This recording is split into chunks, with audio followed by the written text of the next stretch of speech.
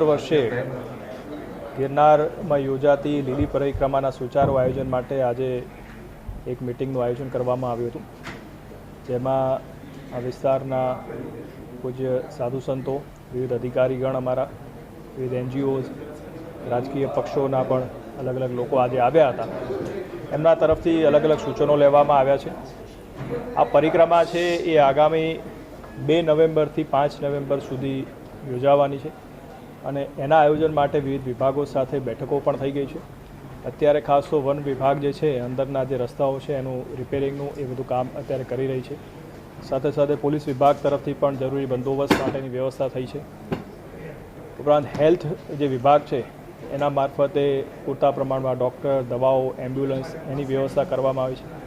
પાણી પુરવઠા વિભાગ માટે જે છે એમને પાણીના અલગ અલગ પોઈન્ટ ઊભા કર્યા છે, જેથી લોકોને પીવાના પાણીનો કોઈ તકલીફ ન પડે અને એ લોકો એમાં ક્લોરિનેશન વગેરેની પણ વ્યવસ્થા કરશે.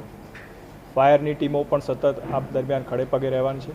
કોર્પોરેશનની ટીમ મારફતે વિવિધ રસ્તાઓના રિપેરિંગની કામગીરી અત્યારે ચાલુ રહી છે.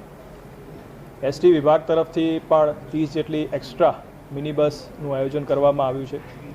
એમ આમ જોવા જઈએ તો અલગ અલગ વિભાગોના સંકલનથી આ જે કામગીરી છે અત્યારે ચાલે છે અને પરિક્રમા શરૂ થાય એના પહેલાં તમામ જે કામગીરી છે એ સુપેરે પૂરી કરી દેવામાં આવશે, જેથી આવનાર જે ભાવિકો છે એમને કોઈ તકલીફ ન પડે. આપના માધ્યમથી ખાસ મારે 2 વિનંતી ભાવિકોને કરવાની છે. એક કે આ પરિક્રમા 2 નવેમ્બરથી શરૂ થાય છે, એટલે આપ આ પરિક્રમામાં 2 નવેમ્બરે પધારો એવી ખાસ એક વિનંતી છે. બીજું કે આ વિસ્તારમાં તમે જાણો છો એ પ્રમાણે પ્લાસ્ટિકનો પ્રતિબંધ છે, એટલે આપના સાથે જે છે પ્લાસ્ટિક લાવવું નહીં, જ્યાં ત્યાં કચરો ફેંકવો નહીં. પરિક્રમામાં આધ્યાત્મિકતાની સાથે સાથે આપણે પ્રકૃતિનું પણ જતન કરીએ અને એને પણ કોઈપણ પ્રકારનું નુકસાન ન પહોંચે એવી પ્રકારની આપણી જે એ છે એ પ્રવૃત્તિ હોવી જોઈએ, જેથી આખા વિસ્તારને આપણે જે છે એ સ્વચ્છ રાખી શકીએ.